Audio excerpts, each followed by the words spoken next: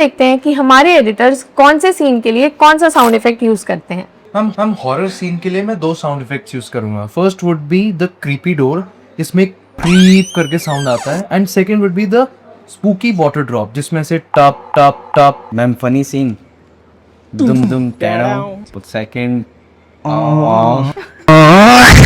Romantic scene के लिए ला ला ला ला ला। Ma'am suspense के लिए क्लॉक टिकिंग, टिक टिक टिक टिक, हार्ट बीट दन दन दन।